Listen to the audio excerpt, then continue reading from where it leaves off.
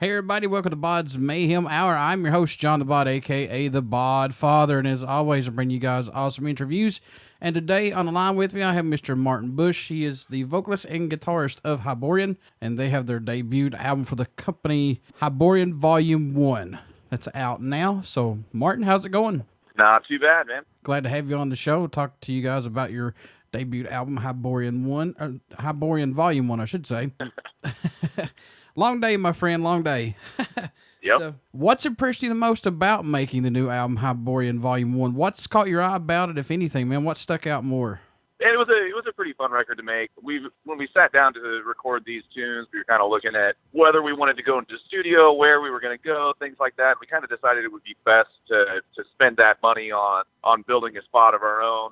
So we rented out some warehouse space down in the West Bottoms in Kansas City and built in a live room and a control room and kind of just did our own thing between me and Ryan Bates, our other guitar player. We've got a pretty fair amount of studio experience. So we did all the tracking ourselves there at our spot. That kind of let us do a lot more experimenting and, you know, messing around with sounds and doing silly stuff that we probably wouldn't have been able to afford to do had we gone in and, you know, paid an hourly rate at a studio. And that way, you know, going forward too, as we continue to make more records, we, you know, the money that we're investing in that studio space is continuing to be used instead of just being a one-shot kind of deal. That was my next question. I was going to say, you know, you and Ryan recorded this album at your guys' studio rehearsal space in Kansas City, but do you guys like the DIY way? Do you see it more going that way for you guys without a producer? Or Yeah, absolutely. You know, there's always going to be somebody else's twist on things once we get to the mixing stage and stuff like that. We do think it's important to get, you know, other ears on the project. We tend to work with this guy named Justin Mantooth. He works out at West End Studios here in Kansas City, and he's done a lot of really great records.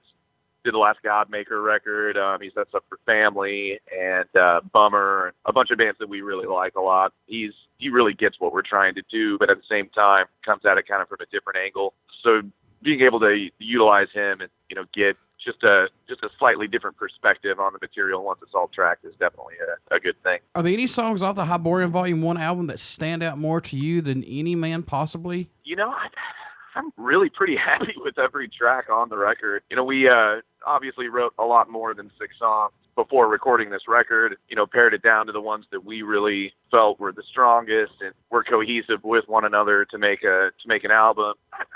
Right now, I think my favorite one is probably the very last track on the record, Draw.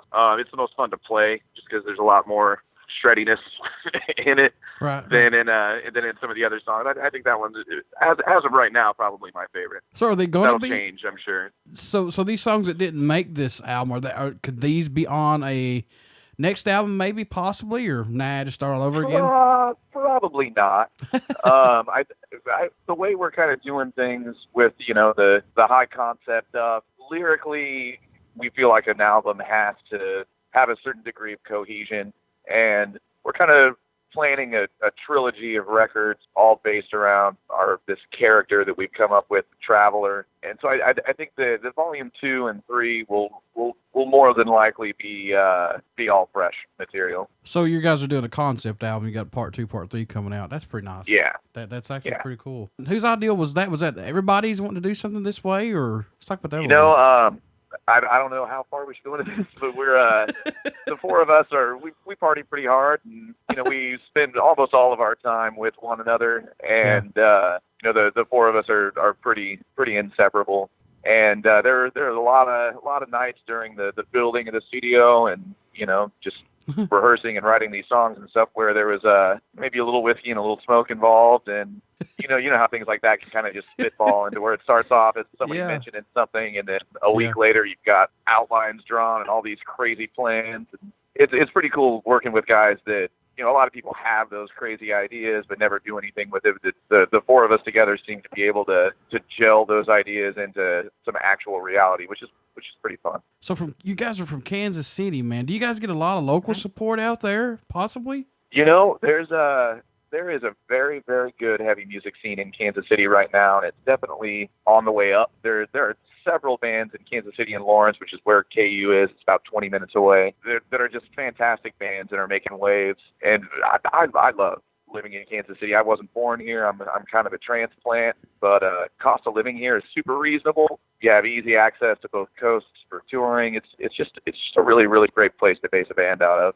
If I'm not mistaken, there's one band that I've had on here not long ago called Dead Man's Hand. I want to say they're from Kansas City, but I'm not 100% sure. But yeah, that doesn't sound familiar to me, but that definitely doesn't mean it's not the case. We've got right. Got our noses to the grindstone so much, maybe we don't know what's going on as much as we should. How much growth musically have you seen this band go through up to the release of this album, man? I mean, monumental. Ryan is a bit of a special guitar player. He's he's always been better than me, and playing together is this constant thing where he's, even though he's already fantastic and phenomenal, he's probably 50 or 60% better right now than he was a year ago, and I'm constantly thinking I'm catching up with him, and then he'll be like, hey, check this out, look what I can do, and I'm like, come on, man.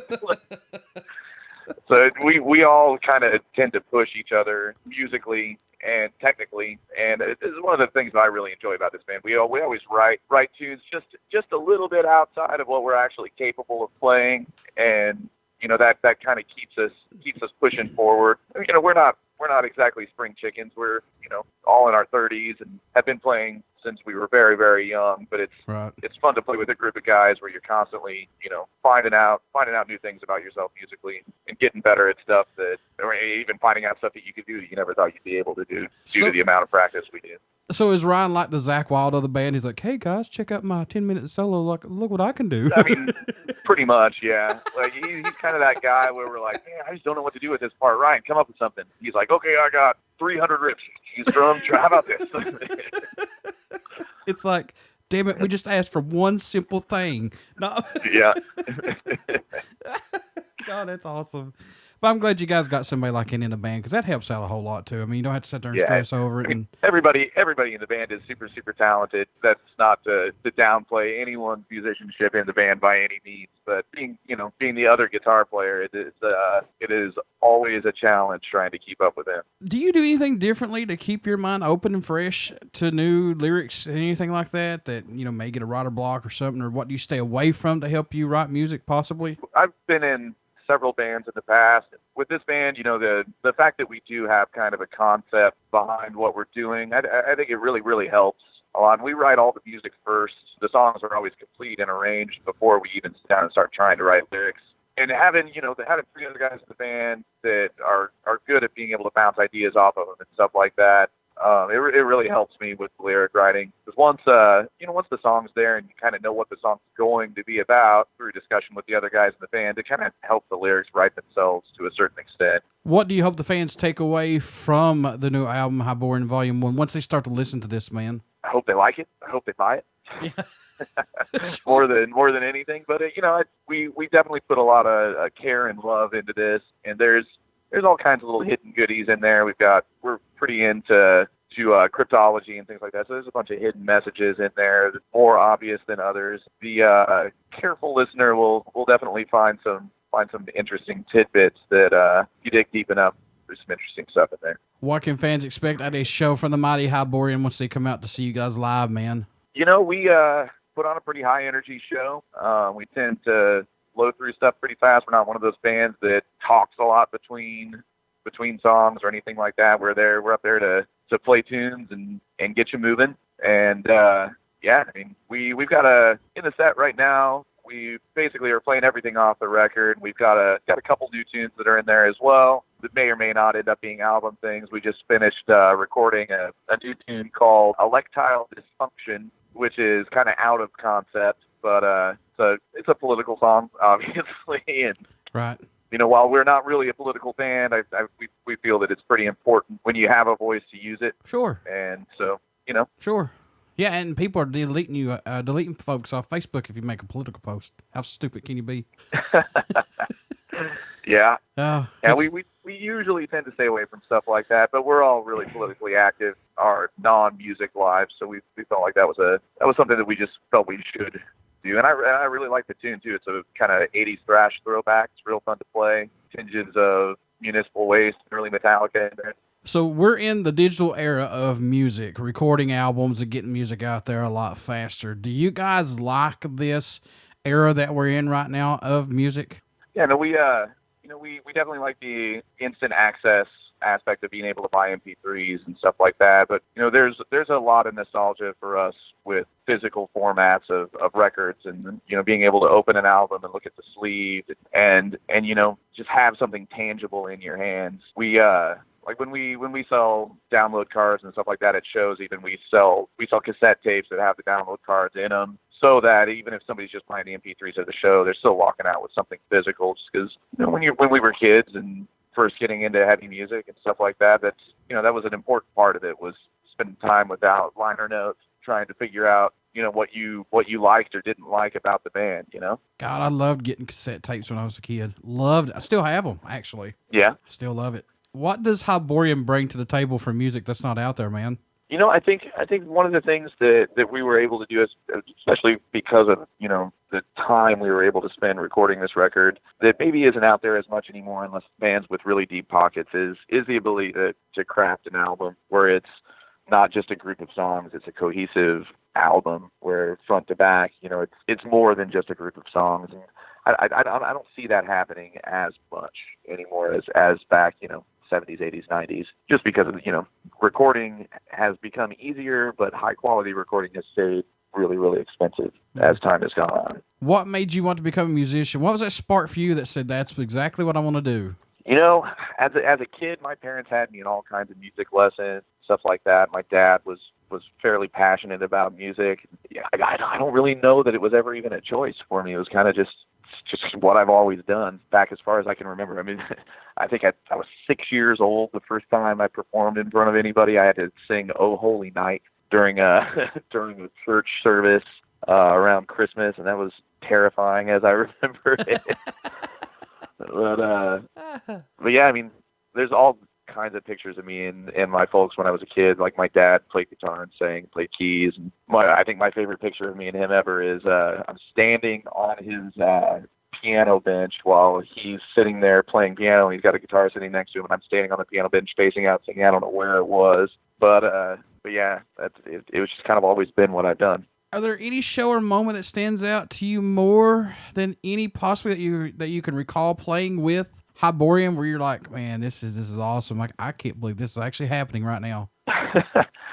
Well, I mean, this last tour we just got home from was pretty incredible. It was our first like extended trip out on the road. We've done a lot of little weekend stabs and regional dates and things like that, but that was the first time we've been on the road for a long period of time. And even playing in markets where we've never played before and stuff like that, show attendance was really, really good, and people somehow already knew lyrics to songs and were singing along at several different places. It was just a really, really good trip, man. We were extremely thankful for how we were treated while we were on the road. Just like to say thank you guys for your music and keep on doing what you're doing. How can folks stay in touch with you guys? Buy this new album, buy some merchandise, of course, tour dates, things like that. How can they do that, man? We will be heading out on the road again, second 2 weeks of July. We're doing a northeast and south loop with this band called Godmaker from Brooklyn. And, they can hit us up on our Facebook page. We got Bandcamp, get stuff pretty much anywhere MP3s are sold, iTunes, Apple Music, even down to like Rhapsody and eMusic and all the weird little ones. We've got stuff everywhere, so definitely check it out. Martin, before I let you go, you care to do a promo for my show?